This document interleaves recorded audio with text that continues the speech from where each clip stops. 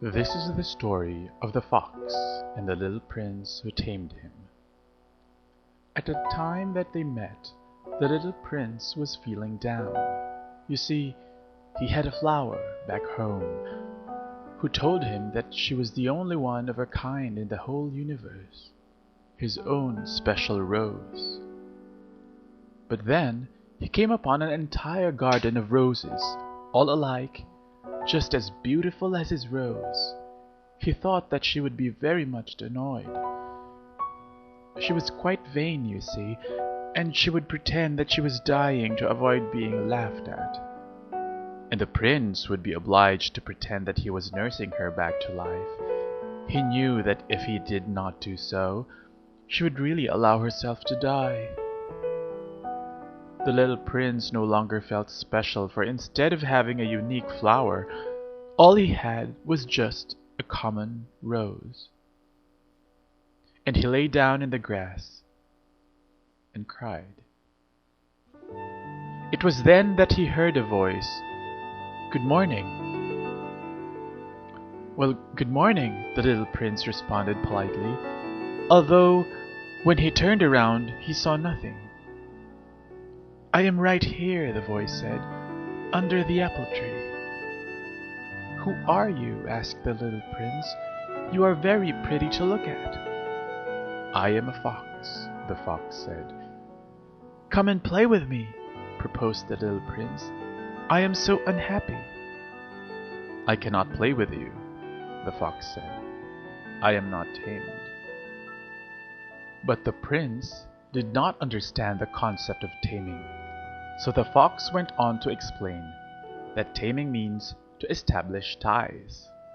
He said, "To me, you are still nothing more than a little boy who is just like 100,000 other little boys.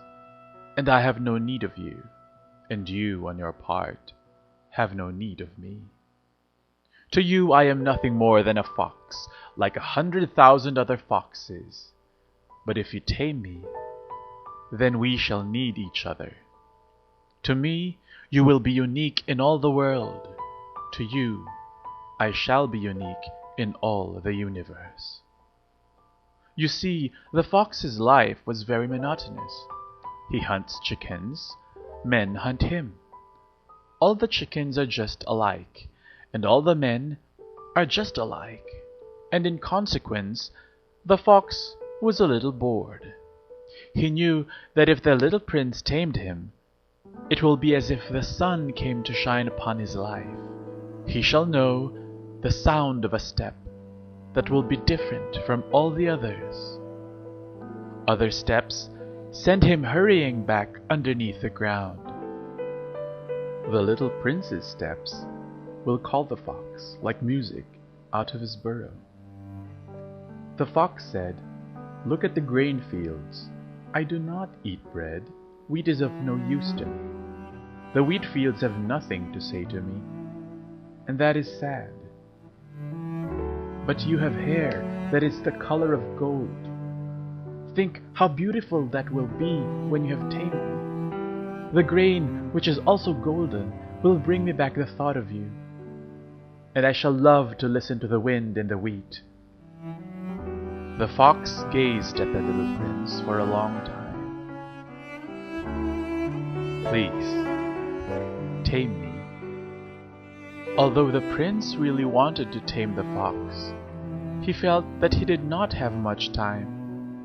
He wanted to discover many friends and understand a great many things.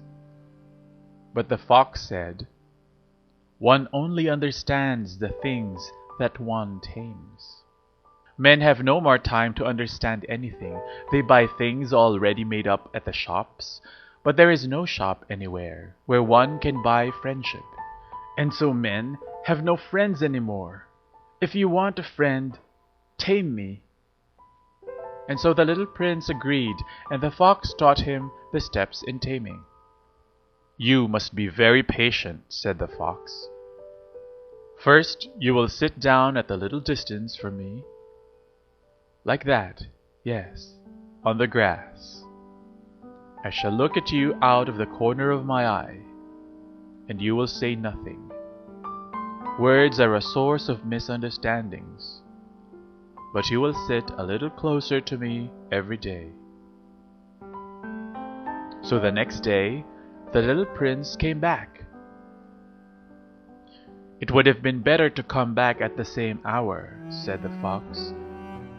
"If, for example, you came at 4 o'clock in the afternoon, then at 3 o'clock I shall begin to be happy. I shall feel happier and happier as the hour advances.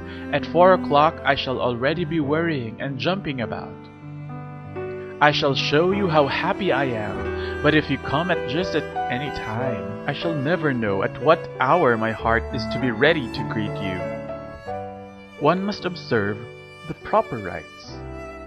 The fox explained that rites are what make one day different from other days, 1 hour from other hours. There is a rite, for example, among the hunters. Every Thursday they dance with the village girls, so Thursday is a wonderful day for me.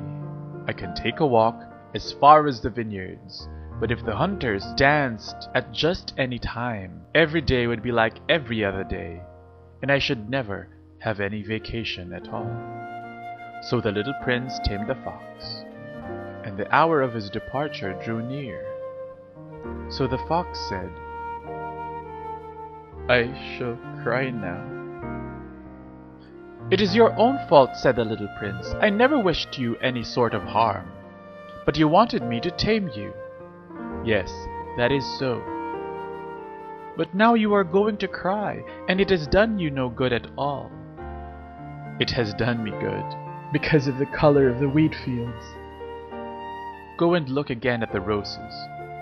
You will understand now that your rose is unique in all the universe."